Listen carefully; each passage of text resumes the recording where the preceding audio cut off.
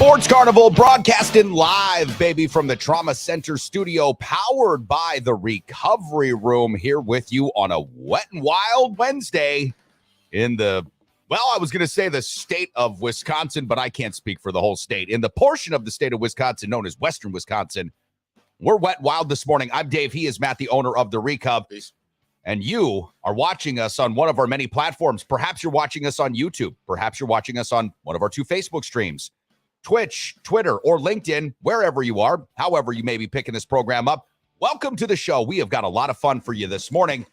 Matt, we'll be spending some time with NSU Wolves head coach, former UW head coach Mike Schmidt at about 8:30, as we are accustomed to doing. Mike is uniquely qualified. Can't wait to dive in with Mike about a whole bunch of different subject matters. It's always a good conversation with Mike. Fantastic conversation. But we got a lot of stuff to cover. We got a lot of ground to cover this morning, as we're starting to see some folks check in like P12 Foreman and Thomas from UW. We're going to talk about the World Baseball Classic this morning, guys and gals, because listen, Uncle David been kind of off on this World Baseball Classic. I hadn't paid much attention.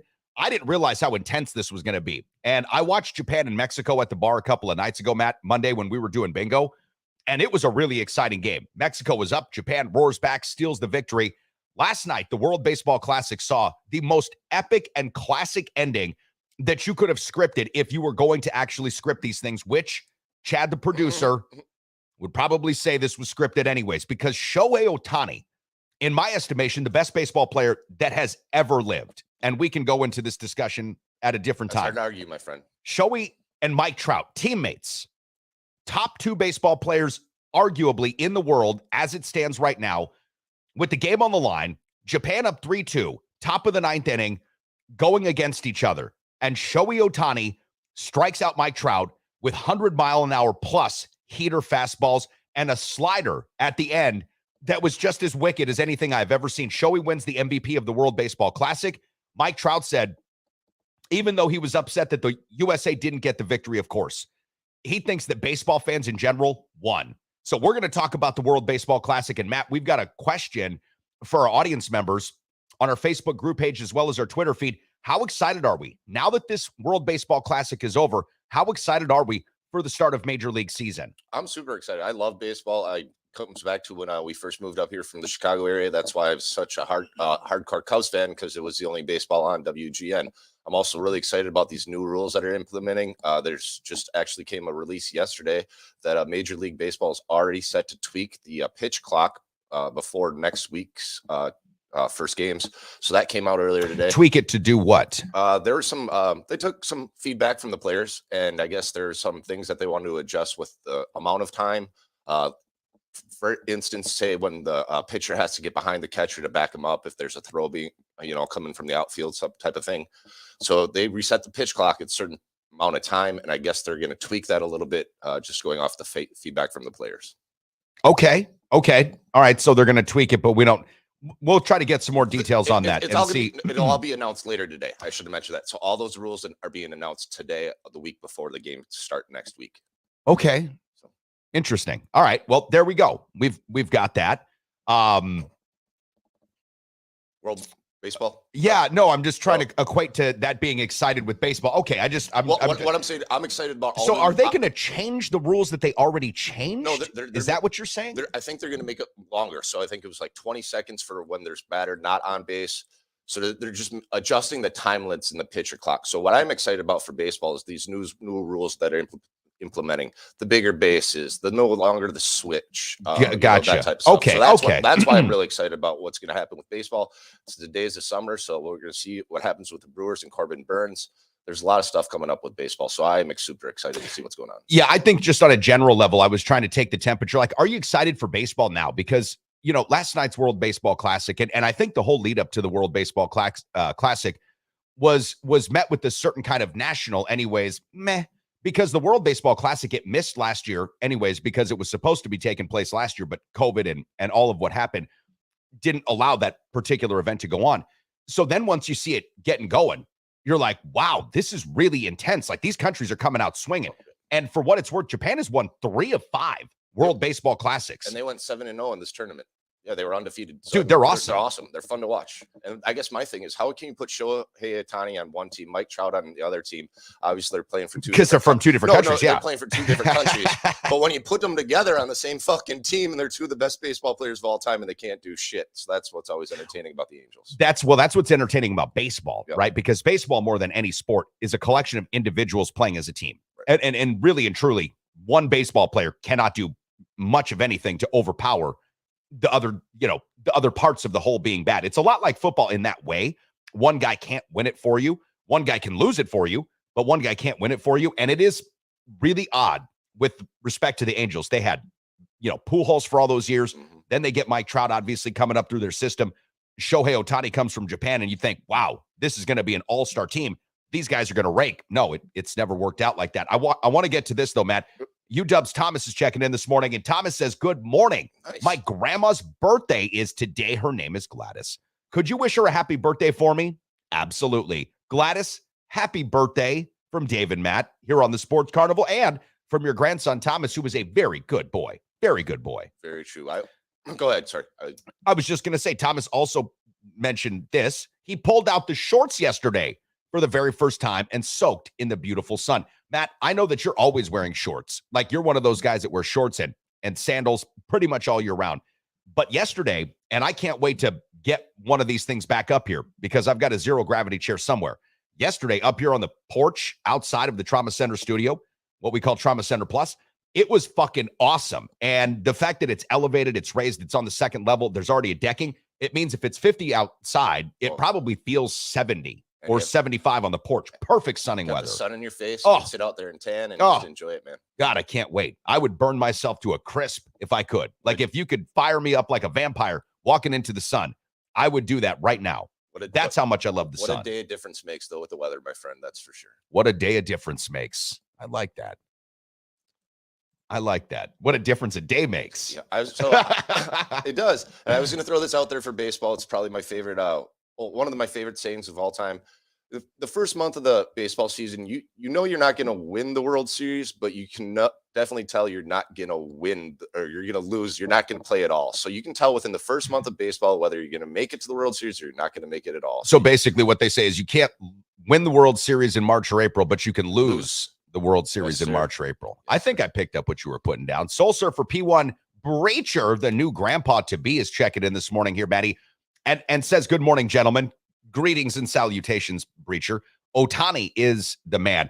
I believe this. I really do. I believe this. Joe V checking in and saying apparently 90% of Japanese citizens' eyeballs were watching. Again, not a surprise. Not at all. This was an unbelievable display, I think, from a world's perspective of baseball prowess. And with what you mentioned, the changes coming into play with Major League Baseball, this isn't a universally adopted thing. So the same changes they've got in Major League, aren't happening in Japan. But I think that what is happening at this particular time with the success of this World Baseball Classic and just how it ended last night, you could not have written that any fucking better. This is going to give Major League Baseball a big boost. So take our poll question, Twitter at the Sports Carney, Facebook group page. How excited are you for the start of Major League Baseball season? We've also got to talk about the Badgers last night. You want to talk about another close game? Boy, and right down to the wire, the Badgers, Oregon. Elite Eight of the NIT in Oregon, the ugliest court. And we were doing this on our Facebook group page last night. The ugliest court in the history of courts saw the Badgers edge out Oregon 61-58. So we'll talk about that coming up.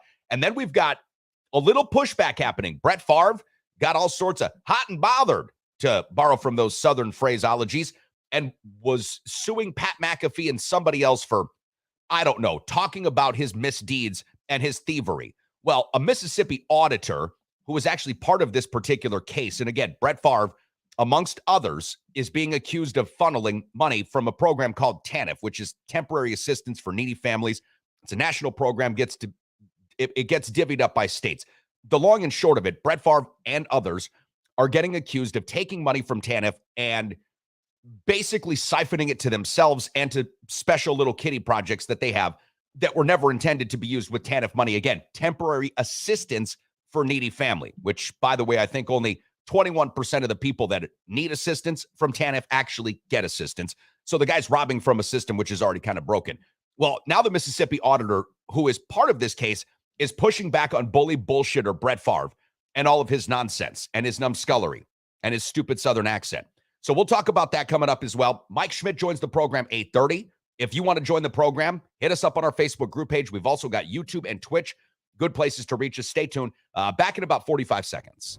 What can I say? The Recovery Room on 7th and Mississippi Street is not only my favorite bar in all of downtown La Crosse, Wisconsin, it's my favorite restaurant in all of downtown La Crosse, Wisconsin. Breakfast served 8 to noon, Saturday and Sundays, daily specials, incredible cocktails, and the best damn wait staff in the entire city. My buddy Matt knows how to treat you right, and that's why when you go to the Recovery Room on 7th and Mississippi, you're always going to have a great time and a great meal with a great cocktail. So if you haven't been in a while, or perhaps you're just regular and you want to stop in again, make it a thing. I'm there every single week. How about you? Well, you know I'm at the Recov every week because, well, hey, man, I'm working at the Recov just about every single week. I'm back on bartending duty coming up tomorrow if you want to hang out with us. And Matt will be there at about 10, 11 o'clock Friday as well. Last night had some fun, saw some friends. Jackie Miller came over. She's actually the gal that designed the Sports Carnival logo. Yeah, you mentioned that, I think, last week. I Yeah. forgot all about it. So, Yeah. I got to see that she was in watching the basketball game, I'm guessing, or getting pre-gaming for the basketball game, maybe. We were watching some NIT action before the Badgers tipped off. We were watching some Major League Baseball spring training. We had the Brewers on spring training baseball yesterday. And then, of course, we had some folks stopping by for that World Baseball Classic, which, again, if you missed last night, Shohei Ohtani and the Japanese team get a victory 3-2 over Mike Trout and the Americans. And the game ended, Matt, in such an epic way, an absolutely classic, a classic way, something that you couldn't have scripted if you wanted to. And this is where guys like Chad and others who think that all of sports is scripted really sort of go, aha, because this was set up absolutely perfectly. So Shohei Ohtani in this World Baseball Classic had a 1.73 ERA, I want to say. He bat .435, had 1 homer and 8 RBI. He also hit the longest home run in this World Baseball Classic, 448 feet. Mike Trout was doing his thing, being Mike Trout, being Mr. Baseball. These two guys, as you mentioned, playing on the same team in Los Angeles, never having any sort of playoff appearance or playoff success is kind of surprising.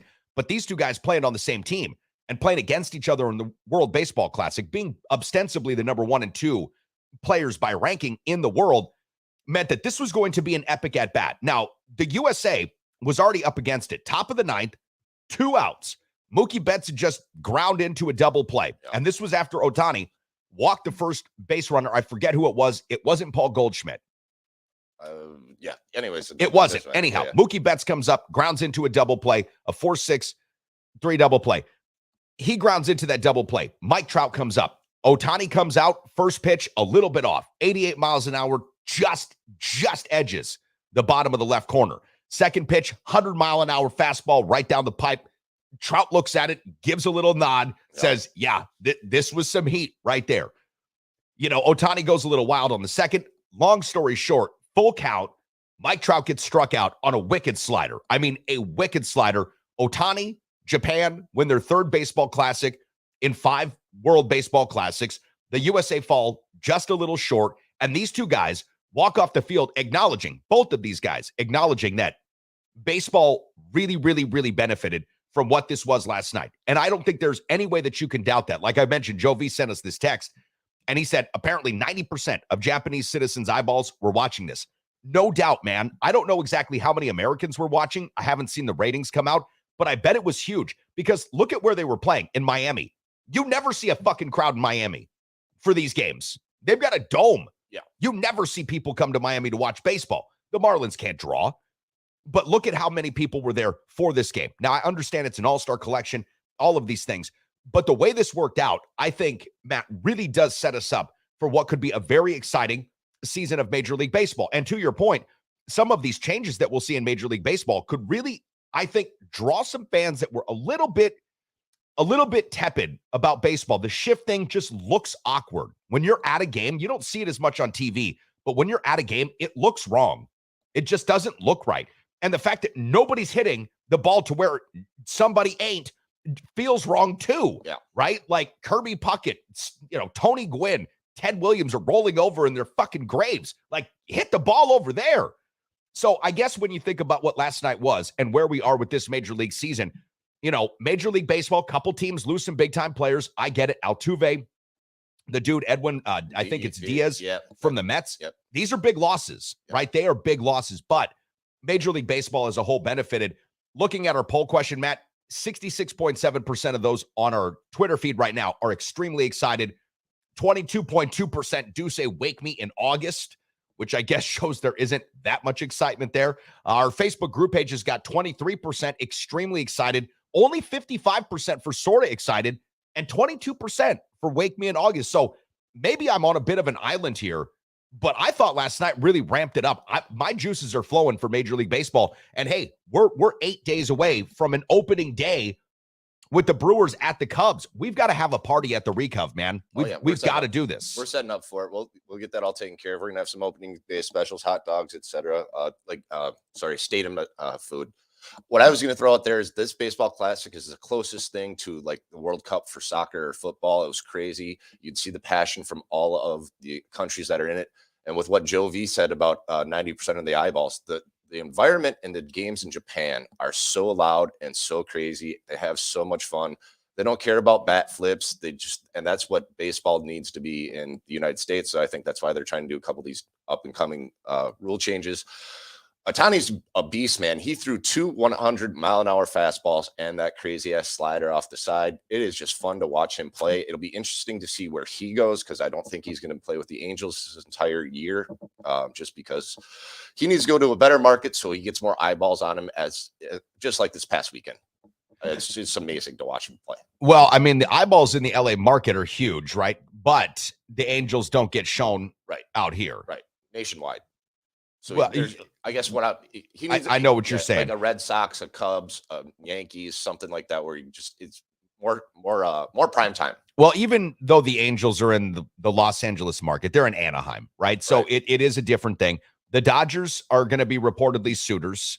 The Mariners are going to be reportedly suitors. The Giants are going to be reportedly suitors. Then you've got teams like the Yankees coming out. I do think that because Shohei is Japanese, not like Japanese American, but Japanese. A market like San Francisco, Seattle, Los Angeles, San Francisco, I think I mentioned them. Those all make sense. I really do. I think all of those teams kind of make sense. Now, I'll throw a wild card out here for you. If the Oakland Athletics move to Vegas, which looks like a very real possibility now more than ever, I wouldn't rule that one out either. Rob Dog from the Rob Dog Sports Brief, Matty, checked in because I was wondering, who was it that Otani walked that first batter before Mookie Betts came up? It was the 2022 NL batting champ, Jeff McNeil, that he walked. There you go. It was just fun baseball all around, like you said. I mean, these were all world-class players. Unfortunately, as like you said, I don't think there are a lot of eyeballs on it, the United States, but all these other countries. I mean, even the Puerto Rico. I think we probably got some good. I think we probably got some good viewership. I just don't know about before we started. I bet you there was a ton of people watching last night because look at how many were in the stadium.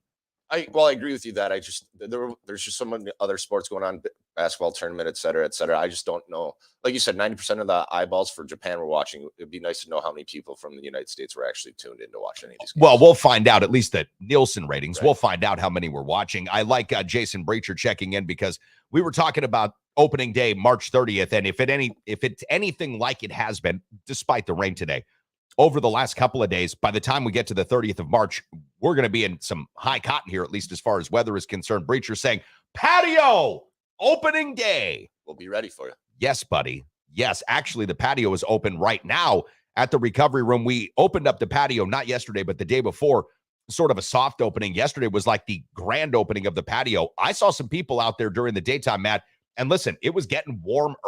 We're talking 48, 49 degrees. Nobody cared. Outside, food, beverages. Hey, this is about that time of year when you get really, really tired of being inside. And it felt great the first couple of months, snow for Christmas and all that shit. Now you're like, let's go. Time to hit the river, time to hit the patio, time to get to the Recub and order yourself copious amounts of drinks. Not too many drinks because I don't want to have to cut you off, but just enough. Well, maybe that's why just enough to know when you need to order the Uber. I guess that's why I was going to say maybe I'm super excited about baseball because baseball means patio season. So the sun's going to be in there, so that's why I'm super excited about baseball. Yeah, I'm excited for all of it now. I tell you what, I'm excited for all of it. I'm excited for baseball season. I'm excited for patio season. I'm excited for skirt season. All of it. I mean, I do look great in a skirt. I mean, I'm very, very much looking forward to wearing those. Oh, wait, those are called kilts? Okay, never mind. Thomas from UW checking back in, and he says, Matt, because we know how much you and I talked about this yesterday. We know how much Thomas loves the Loggers, right? Yes, he is so excited for Loggers baseball in less than 70 whole days. Not like he's counting or anything, but only 70 days till Loggers baseball. I'm excited. Excited for it as well. The other thing that you and I had brought up or mentioned is, and we haven't got any more details on it, but I'm excited to see what's possibly going to happen with this college or ladies softball team that might be going out at Logger Stadium as well. It was mentioned in the news a couple of weeks ago that might be getting somewhat of a, would you call it, a semi-pro amateur Loggers type style for ladies softball? You know, I heard something about that. I've got to dig into that a little bit more because to be fair, I don't know anything about it. I heard something mentioned around me. I don't know anything about it. Maybe somebody out there can help us out with that. Perhaps. Hey, listen, if Ben Kapanke's watching this morning, maybe his pop Dan, hit us up. Let us know. YouTube, Twitch, and our Facebook group page. All right, I want to change gears a little bit here if we could. Major League Baseball, how excited are we for the start of the season is the subject of this morning's poll question. If you're just jumping aboard, take it on our Twitter feed at the Sports Carney, our Facebook group page as well. And just take, 2 seconds. Let me know. Are you extremely excited, sort of excited, or if you just like me to wake you up in August when it comes to baseball? I want to change gears, though. Talk a little Badgers, because the Badgers last night, not just the World Baseball Classic, but this was happening at the same time. So I'm going back and forth. Fortunately, we've got the Carney Command Center here in the Trauma Center studio. So I'm able to go back and forth with our multi-screen apparatuses. And I'm watching the Badgers, and the second half is winding down. This is a very close game, very low scoring, as I anticipated yesterday. If you didn't see the show yesterday, I told you how to play this under 133.5. I told you I'd take it under all the way down to 131.5, and it didn't even really come close. 61-58. But I digress. The point being, this game was in its final minutes, I should say. At the same time, the World Baseball Classic has got Trout and Ohtani going against each other. So I'm trying to do my best to watch both of these games at the same time. And while I've got a picture here of Connor Essegian up on the screen because he had 9 points, he's a slippery little player. I like this guy. It was another Badger that I really didn't think was going to have this kind of impact that had probably the best game I've seen him play this year. Max Klesmit. Dude had 18 points last night, 4 rebounds, 2 assists, and was just a dog. I mean, this kid, Max Klesmit, I know he saw some action during the season, but I never anticipated him to pop like this. Chucky Hepburn had 12. The likes of Steven Crowell, 9 points. Tyler Wall, just 5. Remember we talked about those guys yesterday needing to have big games against Oregon's bigs in order to make it work? Not a thing. Not a thing. It was really all due to guard play. But this game was really tight, really tough down the stretch. Wisconsin showed some real toughness, some real mettle. And thank God the Badgers in the NIT are shooting the ball from the free throw line so exceptionally well. Last night was no exception. In the NIT, they're shooting over 90% or actually over 80%. Last night, they were shooting over 90%. In the regular season, Matt, the Badgers were under 68. Horrible. They were 67.5% from the free throw line. So last night they were hitting their free throws, which they needed to do. They played a really tough brand of defense. Oregon is an undisciplined team in a lot of respects. The way that Oregon finished this game off, I thought was really suspect. And even their final play call, which they got out of a timeout, I thought was really bad, chucking up a 3 that they didn't even necessarily need because they were only down by 2. They ended up having to foul the Badgers, getting that last point, so for a 3-point lead. But it was just an interesting game. Wisconsin, look, they're in the Final Four of the NIT now. And I didn't think the Badgers would take this invitation. I thought it was something that maybe they would just stay away from because they didn't make the March tournament. But now they edge closer to a potential victory in the NIT. Kind of digging it. I'm enjoying watching it. Obviously, you knew I was not a big fan of Greg Gard going in. The way they came out and played in the second half was kind of ugly to just get it started. Oh, it was bad ugly. They were down by what, 10 points with maybe 8 minutes to go or something. And I'm just looking at the scoreboard like, okay, can they come back for this? And they stuck just playing Wisconsin ball. When Oregon came out of that timeout in the 1-3-1, and just everybody thought like the Badgers were frustrated for maybe all of 5-10 seconds. And all of a sudden you had that skip pass across over to Chucky Hepburn to drop that 3.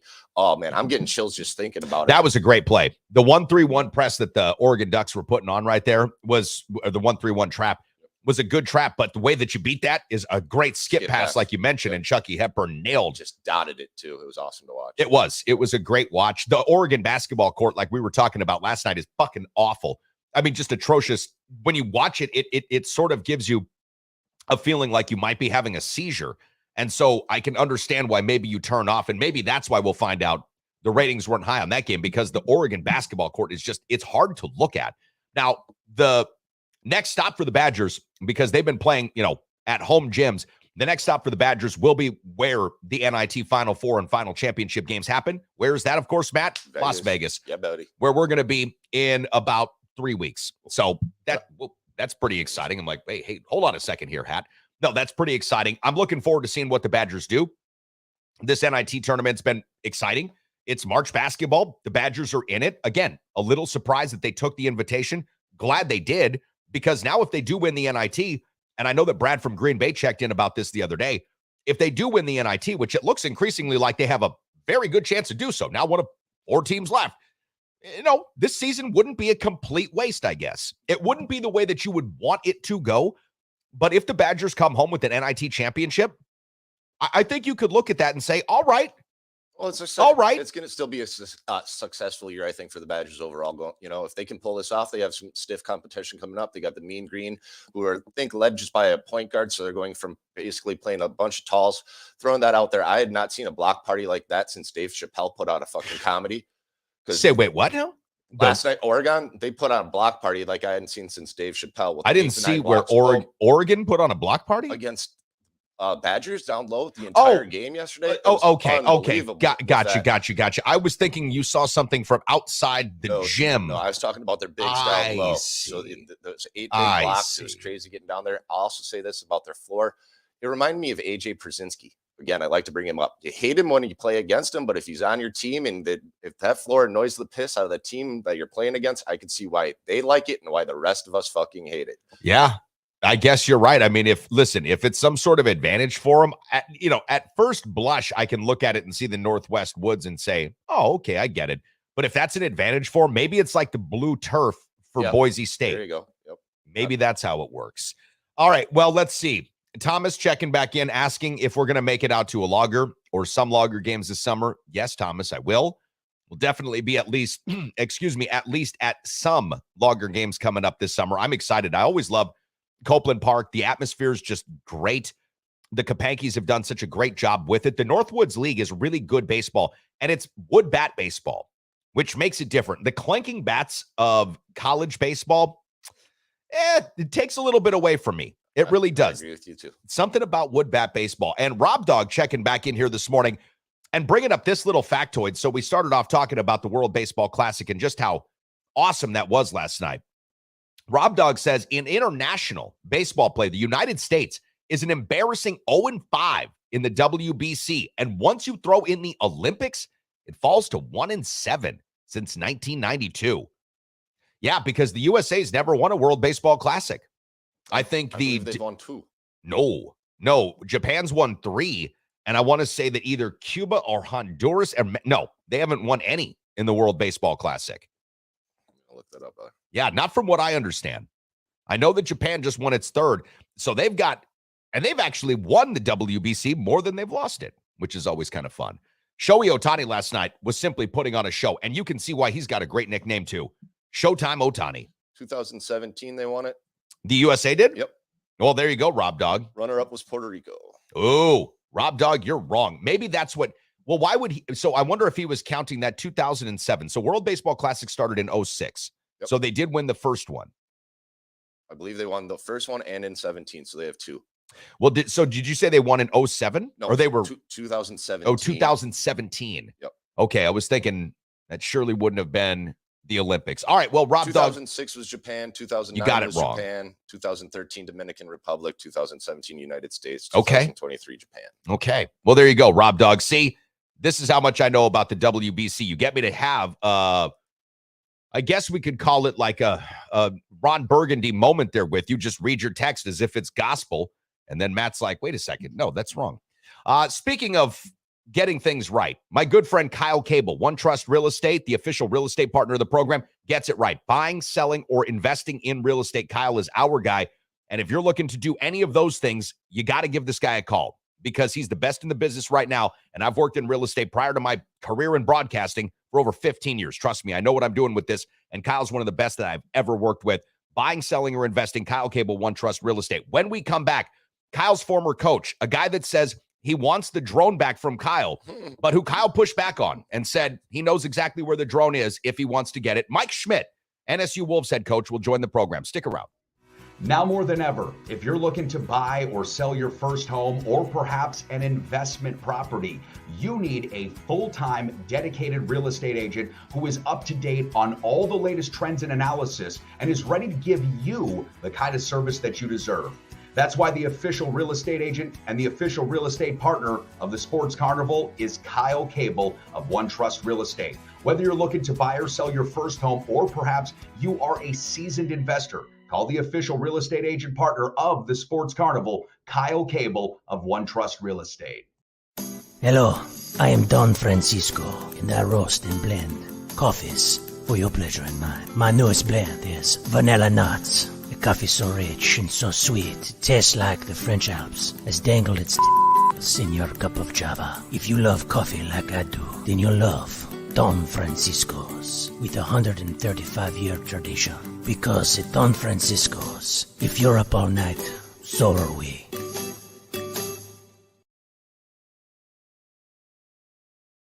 I'm still waiting for that phone call from the Don Francisco's marketing and PR people because the Don Francisco's brand has been getting such a boost from myself and Chad, the producer, for so many years.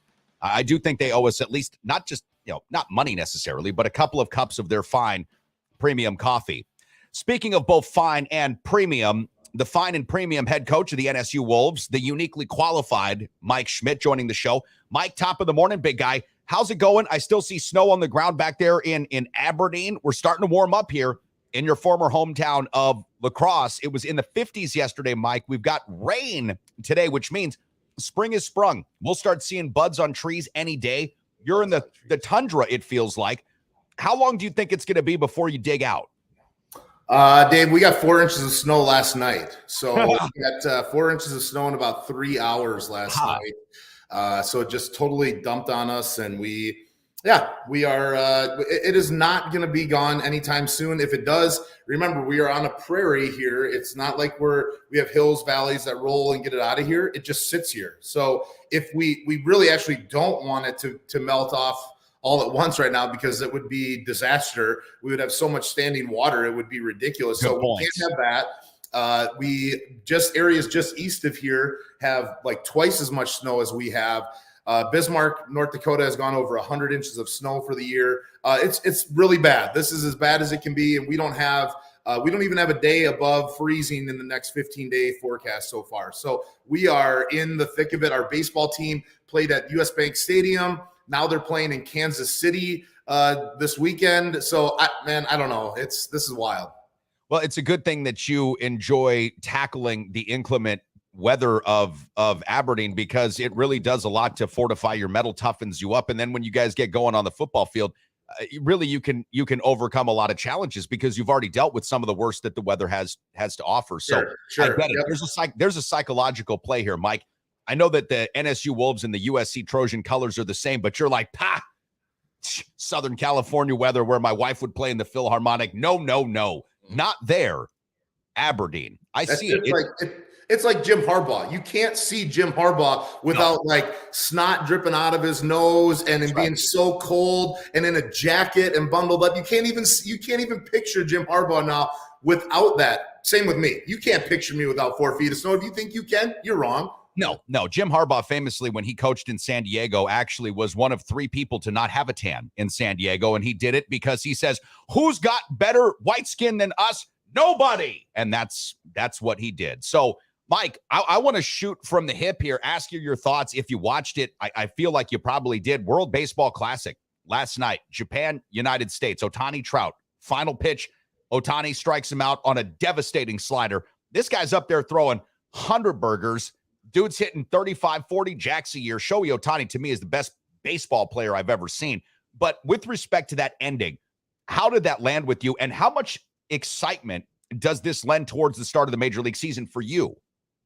Oh, well, let's answer the first part. None. Okay. Like, because this isn't, I love baseball. I don't love Major League Baseball right now. And Bally Sports is bankrupt and all this regionalization hasn't worked out. You can't even watch the best players. I've talked about this with you, Dave, now for 6 years, that we should do a weekly segment on how did Mike Trout do this week, because nobody knows and nobody has watched him. The Angels have had the two greatest players of all time, potentially, in Shohei Ohtani, Mike Trout. They're terrible. Nobody even watches them. And they also have had the two best right-handed hitters in the history of the game on the same team for years, and nobody even watched. So in terms of Major League Baseball, we're focused on the pitch clock and we're focused on shortening games. You're focused on the wrong things. Look at the World Baseball Classic. This is finally, tickets were affordable for poor people, for middle-class people, for immigrants, for people to come watch the games. And what did they do? They sold out stadiums and created the greatest atmosphere ever. The thing we love about Tiger Woods, I say this all the time to you, is he made golf a sport. It didn't feel like a Sunday hobby with a fat guy and your uncle playing golf. He made it feel like a sport. We want it to feel like that. We love football because it feels like a sport. We love basketball and March Madness because stadiums are packed, arenas are packed, people are on top of you, and you feel the excitement of what that gives you. That's not something you have in your everyday life. Baseball, on the other hand, all of a sudden now we love playoff baseball, and now you have these packed stadiums with this unbelievable raucous atmosphere. And why? Well, because in baseball, Major League Baseball, we have these unwritten rules. Who wrote those unwritten rules? Mostly white guys from the 1920s and 30s. Let's talk about white guys from the 1920s and 30s. They were pretty stagnant, boring, and some of the worst people around. So guess what? Baseball's unwritten rules suck. You want to know what's awesome? Guys hitting bombs, throwing their bat, the whole team coming out, celebrating. That is Latin culture. That is other people that don't look like you and me. That's their culture, and it was fun. It's awesome. It's time for baseball to figure out that that's the way that you have to get to. Now, transitioning to Trout and Ohtani, what you saw there is potentially one of the greatest at-bats in the history of the sport. I agree. What you could have. You rarely get this, where you get the two best players in the world facing off against each other in a meaningful situation. You hardly have ever had that ever in the game. In a game that everything pops up and the statistical likelihood of seeing things is so high, you rarely get this. So what we witnessed last night is maybe the greatest at-bat in the history of the sport. And you watched Ohtani try to, I love it. This is strategy. If you go ask Ohtani, I guarantee he's going to tell you this. He knew that Mike Trout wasn't going to swing through 100 miles an hour 3 times in a row. So he threw 102 off the plate and in the dirt to come back with a slider and strikes Mike Trout out 3 times, swings through it 3 times. Mike Trout in over 6,000 major league at-bats has had 3 swinging strikes 24 times. That includes foul tips back into the catcher's mitt. 24 times in 6,000 at-bats. He has 3 times and missed. Ohtani did it to him last night and made him look like a child in the greatest at-bat in the history of the sport. That right there, if you weren't watching it, you missed how amazing that moment felt. Even though Mookie Betts grounded out, and it would have been better if there was guys on base, to have it end like that with those two going at it in an individual sport within a team concept made it the greatest at-bat maybe in the history of baseball, not hyperbole. And Major League Baseball has to figure out, they don't want to because they don't, but Major League Baseball needs to figure out how to recreate that atmosphere of the World Baseball Classic, because it finally felt like every couple years when this comes around, it feels like a sport. I've been to World Baseball Classic games. It feels like a soccer match. It feels like an international soccer match that you're at. It's a party. That's what you need to make baseball feel like. Well, Coach, I agree with you on basically all of that. You beat me to the punch because I was going to ask you, what do you think the situation would have been like if Mookie didn't get into that double play? I think the at-bat could have been a little more exciting or intimidating for both sides. Is there something that, I guess, overall from the World Baseball Classic what is the one thing, and I think you kind of touched on it, but taking one thing away and just one thing away, what would that one thing that you think should go into our game here in this country? No, reform the whole thing. I mean, the whole thing needs to change. Have you been to college baseball? College baseball games are like the most fun atmosphere in anything. College softball games are so much fun. It's a party. People are chanting. People are trying to keep things up. They're trying to heighten the atmosphere. Like, college baseball games are awesome because there is backflips and showmanship, and now we're trying to take that out. Why do we want to take that out? I'm watching SportsCenter this morning, and the number one play is Donovan Mitchell dunking on some guy. Who does Donovan Mitchell even play for? I know we all know who that is, but nobody even knows who Donovan Mitchell is. And that's the number one play, is him dunking on you. The number two play was some goalie from the New York Islanders who nobody knows. And some other guy from the Maple Leafs who nobody knows. Having to say that in hockey, like, what? The Ohtani, it wasn't even the number one. It wasn't even the number one play of the day in American sports. Crazy. That is crazy. But it's because we don't care about that stuff, because we like to see Donovan Mitchell dunk on a guy and posterize him. And because we all had these posters in our rooms when we were kids, and we love to see him posterize a guy and stand over him and flex. Why don't we like that in baseball? Why don't we like any of that stuff? That needs to be in the game if it wants to grow. See, and that's where you were going with this. And fellas, this is just what I was thinking. That's what we need in baseball. We were talking about this off air this morning, Matt and I, about the bat flips. We had P12 Foreman checking in, talking about Randy Arozarena robbing home runs, standing there, arms crossed, staring down the other team and the fans. Absolutely. Look, showmanship, and let's just call it what it is, because you mentioned guys from the 1920s. This goes back way further than that. Baseball. And George Carlin, for all those that are of a certain age that did not see this, go watch George Carlin's Baseball versus Football, and the description of what he said was the baseball versus football difference, the pastoral game versus the gridiron. And when you talk about sport, this was a game for, landowners and owners of other kinds of property to be basically whittle away idle hours for. There's no clock. It was over by darkness. You started it in the middle of the fucking morning, and you went until everybody just was ready to go home. That's why you retired batters. It's just a game of languidness.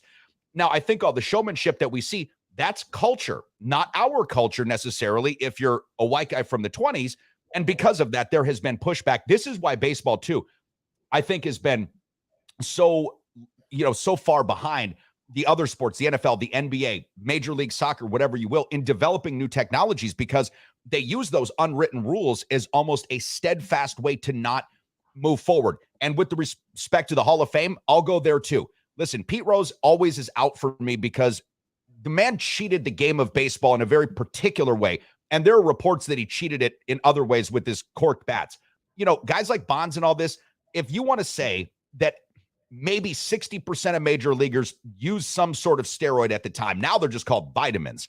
Okay, but put these guys in the Hall of Fame. How can you tell the story of Major League Baseball without them, right? So there are certain things without going too deep that baseball just will not get over. And I do kind of look at this World Baseball Classic last night, Mike, and I saw the excitement, the crowd in Miami, which there never is one, ever, at all. The crowd in Miami was electric. And if you can recreate that to any degree, I think Major League Baseball needs to do whatever they can to look at that. And maybe the simple reality of this, fellas, is what you brought up at first. The game was accessible by ticket price to poor people, to middle-class people, to immigrants, to well-to-doers who could afford that anyways. Maybe that's what we're really missing here, because baseball used to be a very cheap ticket, You could go, you could take your kids, you're not breaking the bank. You could still come home, look your wife in the eye and say, honey, I didn't have to mortgage the future or sell a fucking organ in order to take this kid to the game. Maybe that's what we're missing, Mike. Maybe it's the affordability of baseball on a very general level. Well, absolutely it is. I mean, that when you go to a baseball game, who do you see there? It's not middle-class people having a beer anymore. I mean, I was just at the XL Center watching college hockey on Friday night, and a beer was $16 or $17. I mean, like, who can afford that? Who can go and hang out and drink and watch a game and do that? But this is like it's one of my biggest things in politically, socially, whatever. Why do we want to make tents smaller all the time? Why don't you want to make a tent bigger? Because when you make a tent smaller, you tell people they don't matter. And then they don't want to be a part of that then. And their kids don't want to be a part of that. And when you tell kids that we don't want you to be a part of this, then they're not going to be a part of it. They're not going to come watch you play. Why are all the Latin Americans and all these people doing this? Because baseball is affordable. It's like basketball used to be in this country. It was affordable, but this continues to show we do everything. We just do everything wrong with youth sports. We're terribly pathetic at youth sports and developing youth sports and making them accessible to more people. We don't do that. We stink on the international level in most things. We are really good at this sport that we made up in football that nobody else even plays. And everywhere else you play soccer and it's affordable. People come in, watch those games. They come have some beers. They have a party. It's a lot of fun. And that's what the rest of the world actually does. But here we make it closed off. We don't make it accessible to people. You can't even watch baseball, Dave. You let alone go to games and afford to do that. How can you afford to watch baseball? So if I want to watch one other thing, if I want to watch anything else on TV, Netflix, YouTube Live, whatever it is, but I also want to watch baseball, I can't do that because it's going to cost me $150 a month. And by the way, I have a mortgage and a car and I have all these other things that I got to pay for. I can't even watch it. So baseball continues to shrink its audience in America while the rest of the world broadens it, and they're kicking our ass in it. How great is it to go watch Kyle Schwarber hit a piss rod 480 feet last night off a 100-mile-an-hour pitch? That's like that. There's nothing better than that. But no kids can go watch that because their parents can't afford to do it. So we're focused on shortening the games for who? For who? For suburban mom in Connecticut? That's who we want to make sure that the tent's big enough for. Who? For who is that? For the guy that's driving home in Long Beach? That's who we care about? Who cares about them? That is such a small percentage of people. Stop making the game shorter, make it more accessible, and make it actually feel like a sport and not a golf clap and not this other stuff. Make it feel like a sport. And you watch these people in football, they're getting left behind in life. I just want the guy who hands the ball to the official after he scores a touchdown. You want to know who doesn't? Everybody else in the world. They don't want to watch that. They want to see the dance. They want to see our kids know how to do a gritty better than they know how to do math because they freaking love watching Justin Jefferson go and hit the gritty. So make stuff fun. That's what kids like to do. My kids know how to gritty. They know how to do all those dances because they watch them do that. Let them hit a home run and gritty on the way in. Let them hit a home run and do whatever they want to do because that broadens the tent, that brings people in. Major League Baseball doesn't get it. That's why Valley Sports is bankrupt. Nobody wants to watch sport, can't grow it. Yeah, Mike, I think the other thing, and you talked about youth sports, guys, this is something else that we way overlook. We were talking last night at the bar about great baseball movies of all time. And one movie that comes up, depending on generations, is The Sandlot. And there was a time in American history in which The Sandlot, a baseball field, a baseball lot in inner cities was a thing that you would see in commonplace. In inner cities, you would see a baseball lot, a baseball field. You don't have those now. What do we see from the Americans' representation in the World Baseball Classic? Most of these are white kids. Most of these are rich white kids who can afford to play baseball. The equipment entry to playing hockey, to playing baseball, to playing some of these sports is so great that it really does take away so many of the seminal and generational athletes that we saw in the early portions of integration of Major League Baseball. So you lose that. I think that probably, to be fair, guys, is the number one reason that baseball doesn't have the kind of future trajectory that basketball does, which over the world, soccer and basketball are the two most popular sports in the world right now. The two most popular because they're the easiest to play. One ball and any combination of people. Doesn't matter. 1-on-1, 2-on-2, doesn't matter. Just by yourself, doesn't matter. You can't do that with baseball. You can't do that with hockey. You can't do that with football. I think football does a better job of reaching into the inner city than other sports do when it comes to baseball or hockey. But the entry to equipment is such where if you don't have a certain amount of money, you ain't getting in. And there aren't park programs in these inner cities anymore to get people who are possibly baseball prodigies in waiting that don't even know they are into the game. So I think that's going to be a big barrier to the entry. And like you've mentioned, who are we really shortening the game for? I guess I'll be really, really personal here and say me in some way, because if I'm going to watch these games, let's get them going. But I hear what you're saying. The fandom of this has nothing to do with the time in which baseball is played. If you're at a game with your kids and drinking beers, you're not worried about getting home right now.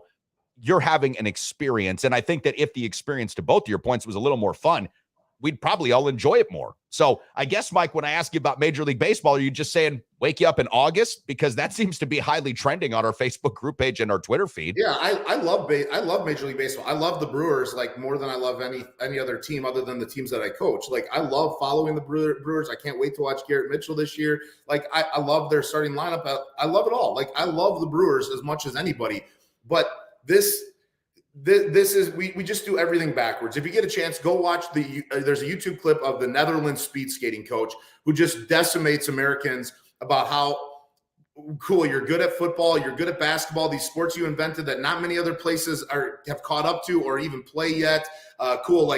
But when we go to the Olympics, we get our asses kicked in things, which we shouldn't. We get beat by Jamaicans in track. We get beat by and U.S. track, to its credit, has really stepped up and has started really developing throwers. They're doing really good in some field events. But we get our ass kicked in winter sports. Because we don't do that. We don't broaden our tent to make it more accessible to more people. We are trying to develop the few and not the many. We are trying to make it accessible to these people. I mean, you watch hockey. My kids are involved in hockey. I love hockey. I'm a hockey nerd.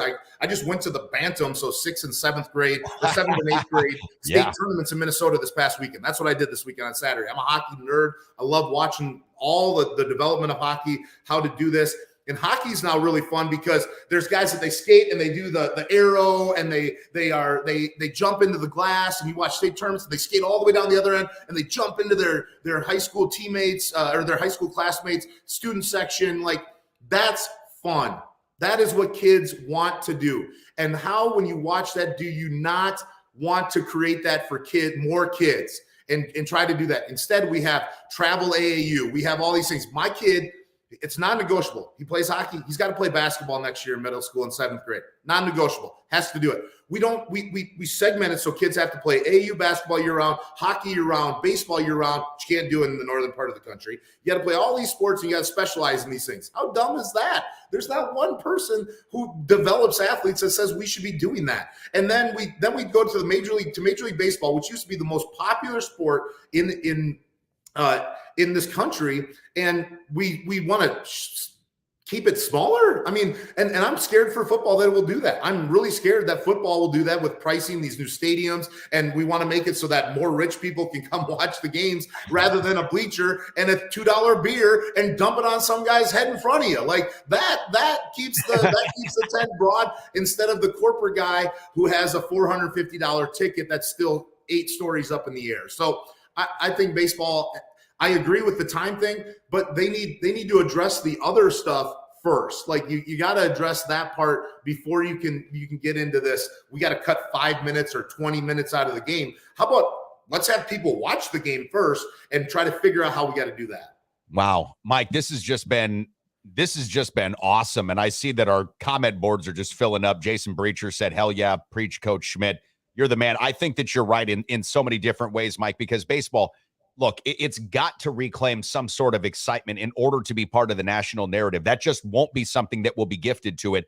And they can't have an average fan base. And Matt, I don't know if you know this, but the average fan of a Major League Baseball, team or of the league right now, the average age is 55 years old. The average age of a Major League Baseball fan is 55 years old. And Dave, that same guy is saying, hand the ball to the referee and stop that gritty stuff. After you score those touchdowns, I don't want to see any of that crap. Hey, shut up. We all do. And guess what's becoming more popular in this country? People who want to see the gritty, guys hit bombs, flip their bat, and do that stuff. That's fun. And if you don't watch kids on the playground, you'll never understand that, because that's all they do is they hit the gritty, they do this, they do that. That's what they want to do. Well, listen, I think that we're starting to get to that point where enough of the generation that was really ruled by the Great Depression, World War II, that had the most control of the operating mechanisms of society, functional society anyways, they're starting to die off. And now because of that, the next generation, the baby boomers, are taking over. They were a little bit more fun. This is an evolving process. We'll see where it goes, but I think that you're right. The whole get off my lawn approach to things is probably not going to open up the tent to anybody. I want to see more bunts. Why do they bunt and steal anymore? We should be advancing runners. I just liked when they used to be good base runners. Oh my gosh, you are 30 years behind the sport, brother. They ain't bunting anymore. Okay, like I know Japan bunted last night in the Olympics. I get it, but that's not what we're doing on 162 games. We're hitting bombs. We're not bunting. I like it, dude, and I like it when the best hitter in the American League, or at least one of the two, is also the best fucking pitcher in the world. That was just incredible. And Shohei Ohtani, I'm sorry, compared to Babe Ruth wouldn't get a hit versus Satchel Paige, let alone make it in today's major leagues. I mean, and he lives and he plays in the second largest market in the country, and 68,000 people have seen him play ever. So that's Major League Baseball. That's where you're at right now. Listen, Ohtani people know who he is. Matt, I used to tell Mike Schmidt that when he came on the program, he would walk downtown in La Crosse and people would say, "Hey, Mike Schmidt it is." You'd have Mike Trout walk downtown La Crosse and literally nobody would know who this guy is. Big guy, as always. Appreciate you. Enjoy digging out. Fun times. I'm going to enjoy some more mild weather here in La Crosse, but I'll be thinking about you and the fam. We'll talk to you next Wednesday. Sound good? Appreciate you guys. See ya. Thanks, Coach. Bye, dude. Preferred Insurance is the official auto, home, business, flood, and life insurance agency of the Sports Carnival, serving folks in La Crosse and surrounding areas with licenses in Wisconsin, Minnesota, and Iowa. As an independent insurance agency, Preferred Insurance is free to find the very best insurance for you, your family, or your business needs. Call my friends at Preferred Insurance today and set up a free consultation. Remember, working with an independent agency means Preferred Insurance works for you, with you, to find the best solutions at the best prices.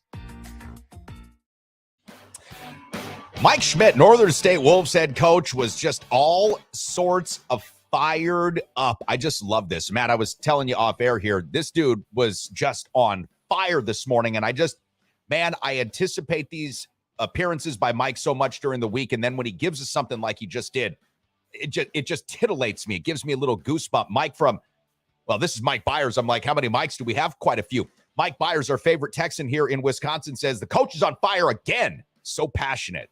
I agree. I was going to say, it's great to see how passionate he is, just not only about football, but about other sports, especially baseball. I didn't really see that coming. He was a college baseball player. He played at UW. Okay. So, I did not know that. Yep, you betcha. Mike was actually, I think, in a lot of ways, a better baseball player statistically than he was football player, because he played fullback, but he was, I think, a really good baseball player at the U.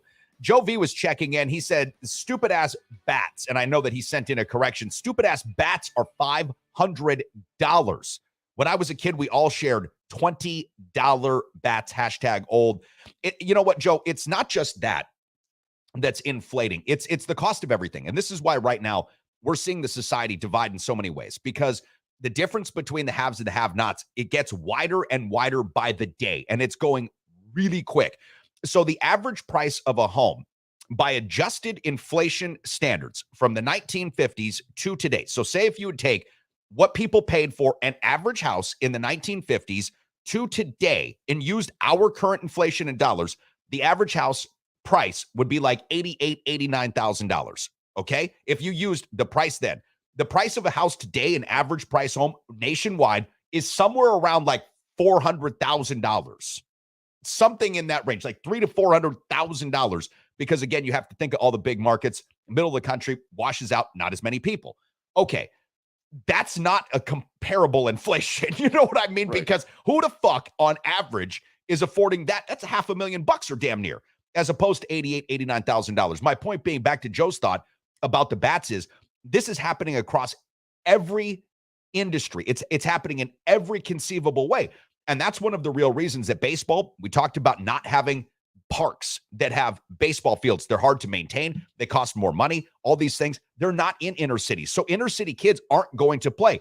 Basketball courts, a lot easier to maintain. Throw down some concrete, put up a couple of hoops.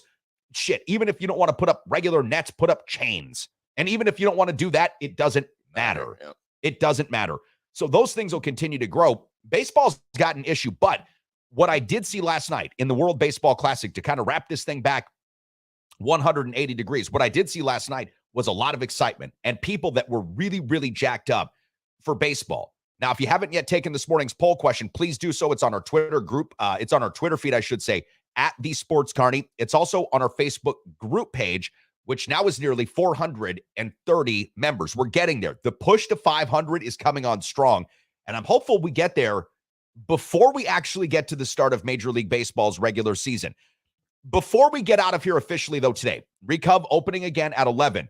We've got one other topic that I want to get your thoughts on, Matt. We'll hit it in today's overtime. Regulation time is up. What the hell is a flux capacitor? Engage overtime. Now. P.S. Soylent Green is people. PPS.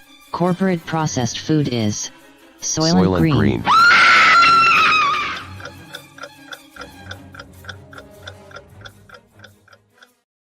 Speaking of green beer still on tap for at least a limited time. Oh, is it gone? Did we finish it last night? Yep, she gone. Boom. All right, I tried. I really did. Tried my best. Had some people buy pitchers over the weekend. All right. Well, I was going to plug it. It was $2. It's gone now. Don't worry about it next year. What I wanted to get your thoughts on here was Mr. Brett Favre, former Packer quarterback, legend, if you will, who is now getting accused of a number of different scandalous affairs, including part of a siphoning scheme that took $2.1, maybe more $million from the temporary assistance for needy families out of the state of Mississippi's budget. This is a graphic that I put together a long time ago when we were first starting to hear the reports. Brett Favre, one of the things that came out many, many months ago about Brett Favre was his inclination to keep all of his associations with this particular emerging situation very much private. As a matter of fact, he had a conversation back and forth with one of the other plaintiffs, I want to say, in this case, and asked, if you were to pay me, is there any way the media could find out where it came from and how much it was? Well, we thought that Brett Favre was a good old boy, just kind of shucking it around in Mississippi. No, this dude was engaged and is engaged, or at least was, in actively defrauding the state of Mississippi and their welfare program to take funds to his daughter's college, his alma mater, to help build a volleyball stadium. Yep. And there were some other things. Brett Favre did take $1 million to make PSAs and personal appearances, of which he didn't make. And Brett Favre did give back money that was previously bookmarked for those PSAs and events that he never did give. But what's really at the heart of this issue now is Brett Favre recently, Matt, as you and I have talked about, is starting to take on guys like Pat McAfee. I can't remember who else it was that Shannon Sharp. There you go. Bomani Jones. Shannon Sharp. Bomani Jones. Okay. Now he's actually starting to file legal claims against these guys for slander and saying that they're making up some salacious rumors about him. Dude, that's not what they're doing. They're talking about the news.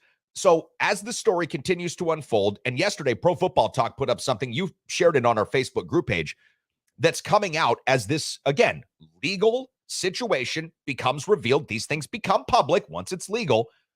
The legal situation continues to unfold. The auditor from the state of Mississippi, the person that's largely responsible for where money goes, shared a number of insights about Brett Favre, including more text messages. Brett Favre, and we don't have the graphic up in front of you to be able to see if you're watching us on one of our platforms, but Brett Favre, Matt, goes out of his way to ask numerous times if there is ways, in fact, that he can be shielded from the public for knowing what he is doing. If so, how can they funnel this money to the appropriate things that he is trying to get it funneled to, which are, again, outside of the bounds of what any of this money was supposed to go to? And absolutely knew, under no uncertain terms and without any equivocation, absolutely knew what he was doing, where the money was coming from, where it was going, and that it was wrong. That Brett Favre is taking exception with guys like Shannon Sharp and Pat McAfee and Bomani Jones is a clear, I think, sign that we're in this day and age now, bud, where if you're accused of something, even if it's true and you're guilty, it's like, nope, deny. Like, no, you just come out, you deny it all. I won this election. I didn't do this. You just make up bullshit. And if you say it loud enough and maybe you sue people, maybe people start to believe you. But Brett, dude, they've got you, man. They've got you. You are caught red-handed. There's no way out of this. He got caught using terms such as washed, confidential, numerous times. This is the largest scam, fraud in the poorest state in the country, in Mississippi. That's saying a lot for as dirty as the South can be when it comes to politics and other shit. Brett Favre is just, and like we brought it up too with the amount of umbrage. You're like, bring it on, motherfucker, to be the best thing for our program. Ever. I just can't believe with what he's doing. It is It is. It's just disgusting. It's shady, and we've talked a lot about corruption and scandals and stuff the last few days. This is just ridiculous. Well, say what you will about Rick Pitino, and I know that we had a back and forth about this yesterday, and you did post an article from 2017. I think it was a New York Post report about Hawaii to Providence to Kentucky, and Rick Pitino, one too many scandals. Fine, the scandals that Rick Pitino, if we were going to say that everything that he had ever been accused of is true, which I don't believe that it is, and some of it proved not to be, but let's say all of it was, it would have to do largely with giving incentives to players that now would be laughable. I mean, absolutely laughable, paying for a dinner. Maybe if he paid for a prostitute, somebody looks the other way and says, that's not great. Again, that was something they proved not to be true on his behalf anyways. But even if that was true, we're not talking about criminal actions taking and stealing money from the neediest we're talking of about individuals. Yeah, we're talking about things that now, again, with NIL and shit, I mean, what? What? Blue Chips, the movie Blue Chips, our buddy Bob Ibeck wrote the book about, was talking about Tate's Lock paying essentially a whole bunch of players in South Carolina, Tree Rollins most specifically, who Shaq was based off of. Okay, well, that's how they're going to get players now. So the scandal at the time, which seemed, it's very taboo. Now that's like the course of business, regular business. This shit with Brett Favre goes beyond the pale. So there is an episode recently, and I don't know if you have HBO Max, and if you're watching us or listening to us, maybe you do, and maybe you've just never seen this show. I would watch it for only one reason if you're not a fan. John Oliver's last week tonight, not this week, but last week, did an episode on this Brett Favre situation and exactly what pool of money Brett Favre was helping to steal from, where that money is supposed to go, the history of that particular program, and how actually few people that need the desperate help that the TANF program, the Temporary Assistance for Needy Family program, which Brett Favre stole from, actually get that money. It's heartbreaking. And so if you are Brett Favre, if you are the good old boy, the Hall of Famer, and you know what you're doing, now you need to really, really be put under the microscope. And so kudos to Pat McAfee, Bomani Jones, and Shannon Sharp, and Brett. Listen, buddy, you're a great football player, but fuck you, right? Like, if you wanted to sue us, you're dirty, and I'm sure you're doing something wrong. Come get us. This is something that he's really going to have a hard time hiding from, because he did way too many text messages. He did. And I don't know why this guy didn't learn his lesson from that massage therapist. Or taking pictures. Sending dick pics. Yeah. Do you really want to be texting all this stuff, man? It's unbelievable, man. It's unbelievable. I don't know. Yep. Brett Favre, you're a Packer legend. Can't take that away from you. It'll be interesting to see what happens with his number if he gets caught with this. What do you mean his number? Well, they retired his number, didn't they? Yeah. But I mean, you don't think that has any tarnishment on him? No. I mean, OJ's still in the Football Hall of Fame. I guess that's true. Yeah, we've talked about that. Different sections of the Hall of Fame. Yeah. No, he's in the regular Hall of Fame. But yeah, we should put whatever. Sure. Yeah. The Slasher Hall of Fame. Have like him, Ray Lewis. Yep. Put Ray Rice in there for honorable mention. Anyways, listen, Brett Favre, this thing looks as bad as it possibly could. And I know that you want to work your way out of this, talk your way out of it. It doesn't feel like you've got that particular option. You did something that Too Short told us to do never to do a long time ago. Never two-way nobody. It ain't nothing but a fucking transcript. Have a good day, guys.